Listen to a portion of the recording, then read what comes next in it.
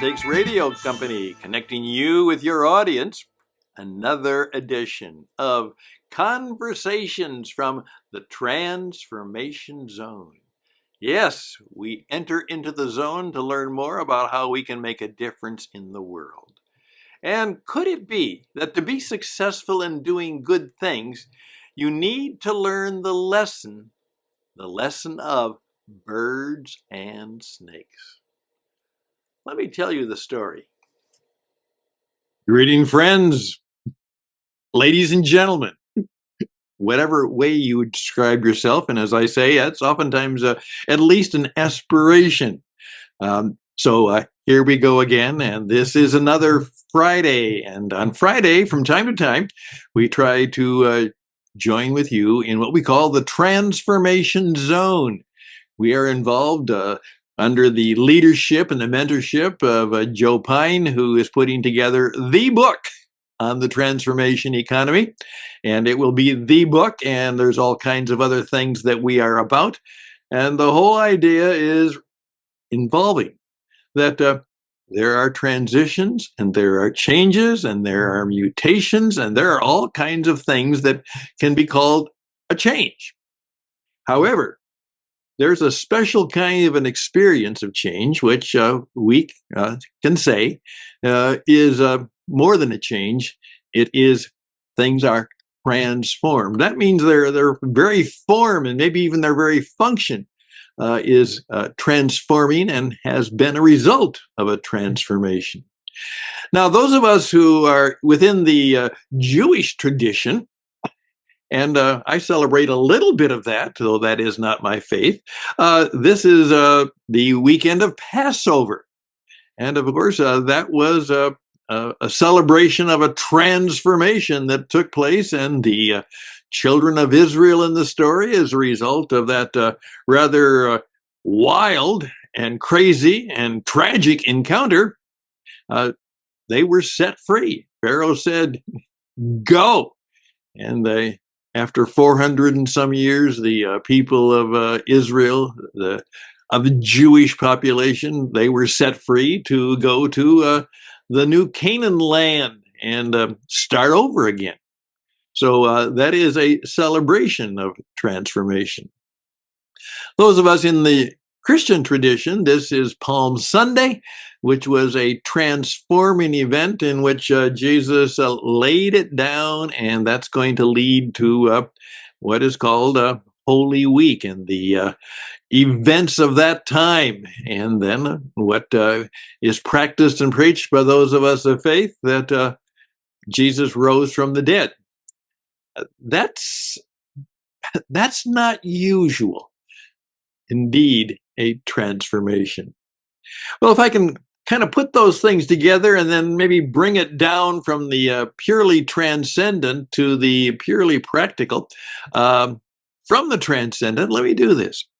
One of my mentor heroes, both in terms of his broadcasting skills and, of course, his ability to be a very powerful speaker, was a man who died in 1979 after an illustrious religious career and by being a world-class broadcaster. His name was Fulton Sheen, and he was one of the first. Obviously, Billy Graham in the 1950s learned about the power of television, and that's another story. But Fulton Sheen, even before that, began to realize the power of television. And he actually did not involve himself in what would be called religious television. He actually had his program right on one of the powerful market channels. And by the way, his 30-some minutes called Life is Worth Living. And that was the theme. And it was spiritual and practical teaching, oftentimes very practical, coming from New York City. And it was on one of the major broadcast channels, and it traditionally beat some of the big stars. His ratings were right up there next to, again, this dates us, Red Skelton, Milton Berle, Bob Hope. He could hold his own with the television ratings, And there he was. And I would encourage you, if particularly you want to know a little bit more about the use of the media, how to use it well, how to perhaps be involved in some transforming work, you might find that he would be a good mentor.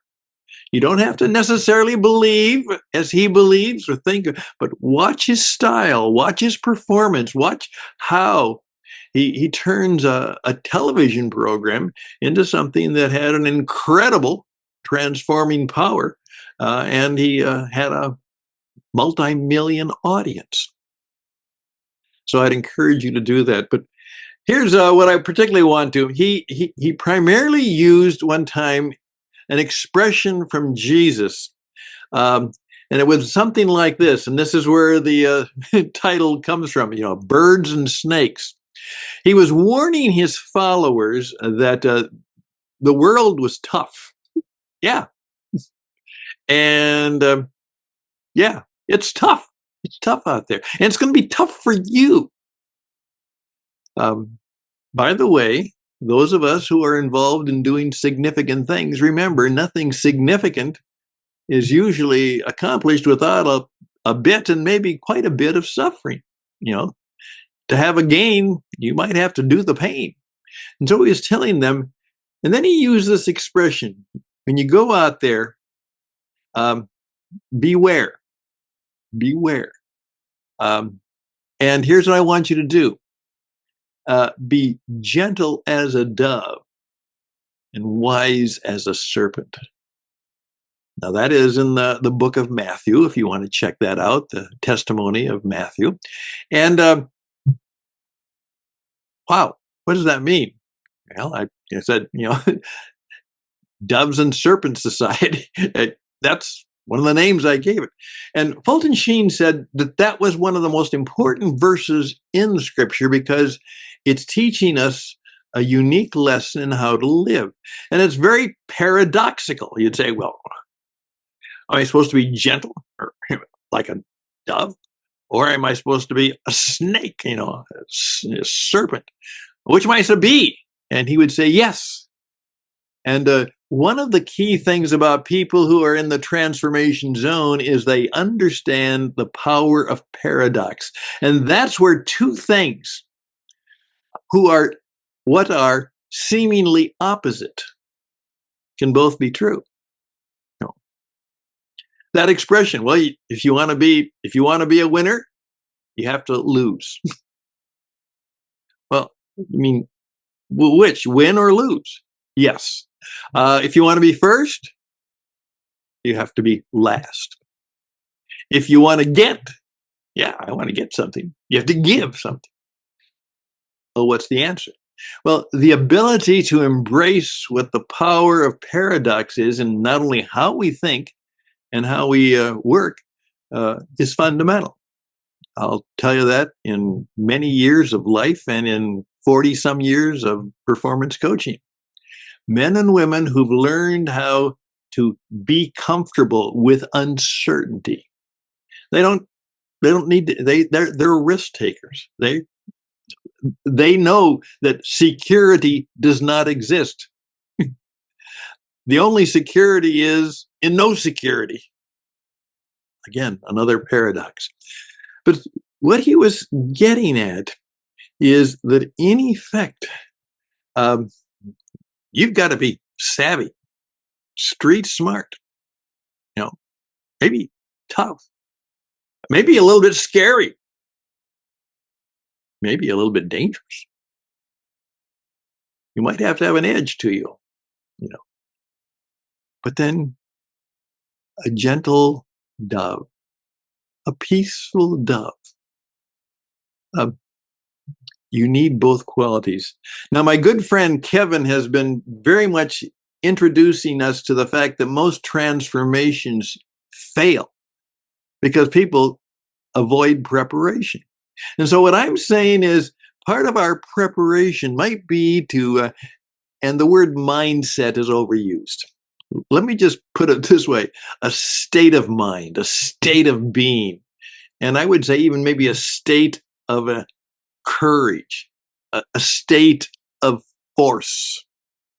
a spirit state, maybe a spirit state um, in which you embrace the very idea you're ready, that you may have to play both parts. There will be parts where you're going to have to be tough, uh, be smart, be savvy, be streetwise. You're no fool. At the same time, you have humility. You have, you know, uh, an easygoing kindness, a gentleness. Be gentle as a dove and savvy as a serpent. I don't know what that means to you. It's something that I oftentimes said in my coaching. If you think there's some truth in that, then figure the boundaries and the borders and the behavior that you need to prepare in your life and business and in the work you do, so you're ready. You're ready to dance between serpent, snake, and bird and dove. You're learning the qualities of both. And what Fulton Sheen said, because he was a practical guy, he was in the broadcast business, and he knew the world of New York City. In that sense, he said, I'm like the guy Trump. I live where the living is tough. And you got to be aware. There's great things in New York City, and there's really tough things in New York City.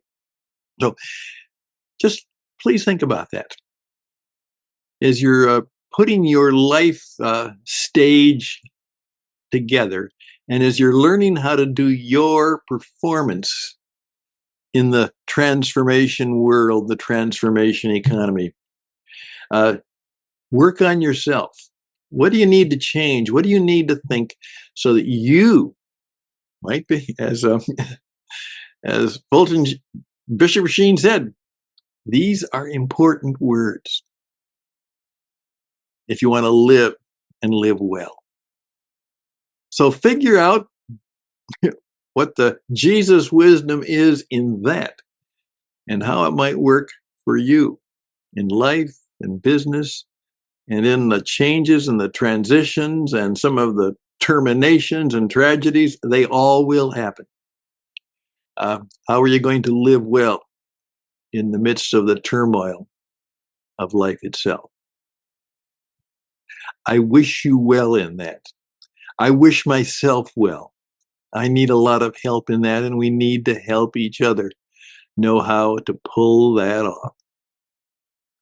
Wise as a serpent, gentle as a dove. Just let that sit on your head for a while. All the best.